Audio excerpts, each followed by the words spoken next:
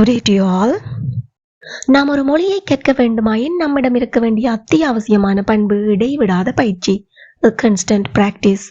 அந்த வகையில் நாம் தினமும் 10 வாக்கியங்கள் தமிழிலும் அவற்றை எவ்வாறு ஆங்கிலத்தில் பேசிடலாம் என்பது பற்றியும் பார்க்க போன்றோம். நீங்கள் செய்ய வேண்டியது என்ன? வெளிவருகின்ற தினமும் 10:30 மணிக்கு காலையில் வெளிவருகின்ற இந்த வீடியோவை பார்வையிட்டு இங்கு பயன்படுத்தப்படுகின்ற வாக்கிய அமைப்புகளில் தினமும் பேசக்கூடிய வாக்கியங்களை முடிந்தவரை உருவாக்கி பாருங்கள், எழுதி பழகுங்கள், பேசி பழகுங்கள், மறக்காம கமெண்ட் பண்ணுங்க. One day you can be fluent in speaking English. If you have any doubts, please do comment. I will help you. Now, let's move on to the video. ஒப்படை வெள்ளிக்கிழமைக்குள் முடிக்கப்பட வேண்டும். அதாவது இது எங்களுடைய எதிர்பார்ப்பு அல்லது கட்டாயமான நிகழ்வாக கூட இருக்கலாம். இவ்வாறு எதிர்பார்ப்பு அல்லது கட்டாயமான நிகழ்வுகளை குறிப்பிடுவதற்கு நாம் should be என்பதை பயன்படுத்துவோம். என்ன பயன்படுத்துவோம்? should be. இதனுடைய வாக்கிய அமைப்பானது a passive subject. அதாவது சப்ஜெக்ட் டூவராக இருக்க முடியாது, செயலை செய்பவராக இருக்க முடியாது. அப்ப சப்ஜெக்ட் எப்படி இருக்கும்? ஒரு passive சப்ஜெக்டா இருக்கும். அதாவது receiver of the action, receiver of the action. a passive subject plus should be plus V3 form. சுருங்க சொன்னால் இந்த வாக்கியம் ஒரு passive voice sentence ஆக இருக்கு. Model verbs பயன்படுத்தப்படுகின்ற passive voice sentence. வாக்கிய அமைப்பு வார இருக்கும் a passive subject plus should be plus V3 form of the verb. What is V3 form of the verb? Very good. Past participle form of the verb. இப்போ வாக்கியத்தை பார்ப்போம். ஒப்படை வெள்ளிக்கிழமைக்குள் முடிக்கப்பட வேண்டும். அப்போ முடிப்பவர் யாரோ ஒருவர் அல்லது எவரோ ஒரு குழு, எப்படி வேணும்னாலும் இருக்கலாம்.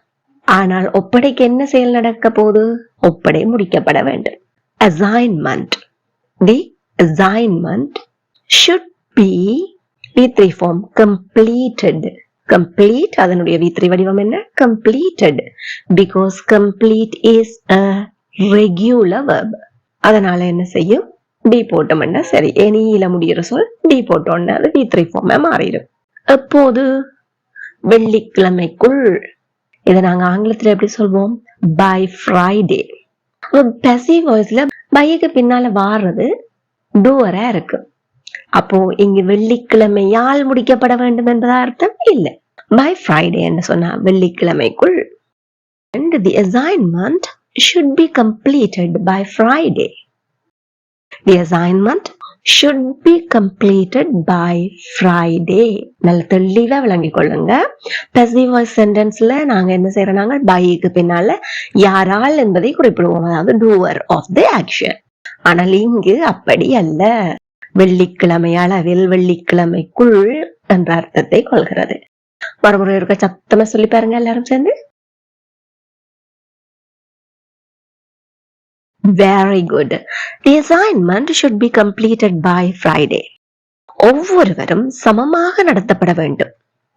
ஒரு ஆசிரியரால் சமமாக நடத்தப்பட வேண்டும் என்று சொல்லலாம், ஒரு நிர்வாகியால சமமாக நடத்தப்பட வேண்டும் என்று சொல்லலாம், எப்படி வேண்டும் என்றாலும். அப்போ செயலை செய்பவரை நாங்க இங்க குறிப்பிடல. ஒவ்வொருவரும் நடத்தப்பட வேண்டும். அப்போ இந்த ஒவ்வொருவரும் என்பது a passive subject. அதுக்குத்தான் செயல் நடக்குது. Everyone should be treated. Everyone should be treated எப்படி? சமமாக, equally. Everyone should be treated equally. Again, everyone should be treated equally. எல்லாமே கூட சேர்ந்து சொல்லி பாருங்க. everyone should be treated equally. Parcel அதாவது பொதி நாளைக்குள் சேர்ந்துட வேண்டும். எங்களுடைய எதிர்பார்ப்பு நாளைக்கு தான் அந்த பொதி எங்களுக்கு தேவை, ஒரு சர்ப்ரைஸாவோ இல்ல அத்தியாவசியமானதாயோ இருக்குது. The parcel should be delivered by tomorrow. The parcel should be delivered by tomorrow. நாளைக்குள். முதலாவது வாக்கியத்துல என்ன பார்த்தோம்? வெள்ளிக்கிழமைக்குள் by Friday. நாளைக்குள் by tomorrow. The parcel should be delivered by tomorrow. எல்லாம் வாயத்துல சத்தமா சொல்லி பாருங்க. Amazing. You got it. The parcel should be delivered by tomorrow. அனைவராலும் விதிகள் பின்பற்றப்பட வேண்டும். விதிகள் பின்பற்றப்பட வேண்டும். அந்த விதியை அமைச்சது யாரோ தான் இருப்பாங்க. விதிகளுக்கு என்ன நடக்குது? பின்பற்றப்பட வேண்டும். A passive subject. The rules should be followed. The rules should be followed. யாரால்? எல்லோராலும், அனைவராலும், by everyone, by everybody. எப்படி வேணும்னாலும் நீங்க சொல்லலாம். ரெண்டுமே ஒரு அர்த்தம் தான். By everyone or by everybody. Spoken Englishல நீங்க everybody என்று சொல்லலாம். எழுதும் போது everyone தான் பெரும்பாலும் பயன்படுத்துவோம்.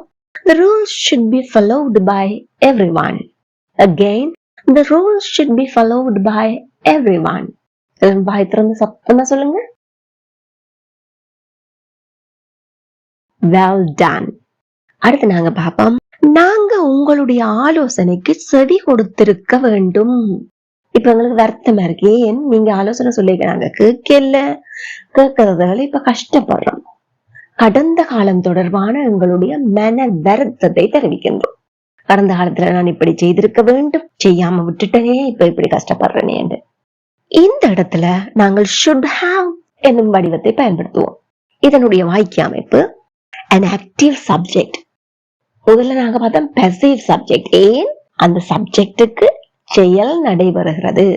இங்கு வந்து ஆக்டிவ் சப்ஜெக்ட் தான். ஏன்? நான் செய்திருக்கலாம், அப்படி செய்திருக்க வேண்டும் மன வருத்தத்தை குறிப்பிடுறேன் கடந்த காலத்தை பற்றி. இங்கு சப்ஜெக்ட் வந்து ஆக்டிவ் சப்ஜெக்டா இருக்கு.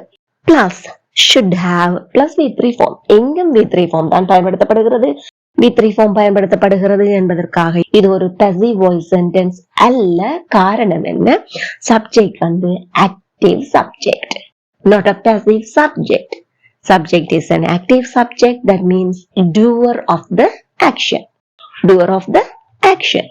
நாங்கள் உங்களுடைய ஆலோசனைக்கு செவி கொடுத்திருக்க வேண்டும். யார்? நாங்கள். We should have listened to your advice. We should have listened to your advice. Again, we should have listened to your advice. நீங்க நிலைமையை தெளிவாக விளக்கி இருக்க வேண்டும். நீங்க நிலைமையை தெளிவா விளக்கல, விளங்கப்படுத்தி சொல்லல. அதனாலதான் உங்களுக்கு இன்றைக்கு ஒரு நிலைமை இப்படி இருக்கு. அவங்க தொடர்பான எனது மன வருத்தத்தை தெரிவிக்கிறேன். You should have explained. You should have explained what? எது? The situation. எப்படி? தெளிவாக. Clearly. You should have explained the situation clearly. எல்லாரும் வாய் விட்டு சத்தமா என் கூட சேர்ந்து சொல்லி பாருங்க. You should have explained the situation clearly. நாம் அவளுடைய பிறந்த நாளை கொண்டாடி இருக்க வேண்டும். வாழ்க்கையில வர சின்ன சின்ன சந்தோஷங்கள் அதை நாங்க செஞ்சிருக்கணும், செய்யாம விட்டுட்டோமே, இப்ப மன வருத்தப்படுறோம். There's no use actually. அதால எந்த பிரயோசனமும் இல்லை உண்மையிலேயே. இருந்தாலும் we can correct ourselves. செய்த செயலை நினைச்சு மன வருத்தப்படைக்கு இனிமேல் அந்த தப்பை செய்யாம தவிர்க்கலாம். We should have. யார் செய்திருக்க வேண்டும்? நாங்க. We should have celebrated எதை? அவளுடைய பிறந்த நாளை. Her birthday. We should have celebrated her birthday. எல்லாரும் வாய் விட்டு சத்தமா சொல்லி பாருங்க. Amazing. அவர்கள் வந்தடைந்து விட்டார்கள். யாரோ உங்கள்ட்ட போன் பண்ணி கேக்குறாங்க, அவங்க வந்துட்டாங்களா?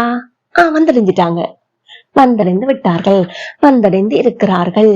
இப்படியான வாக்கியங்களை நாங்கள் பிரசன்ட் பெர்ஃபெக்ட் டென்ஸ்ல சொல்வோம். அதனுடைய வாக்கிய அமைப்பு என்ன? சப்ஜெக்ட், அதாவது ஆக்டிவ் சப்ஜெக்ட் தான். Subject plus have plus V3 form.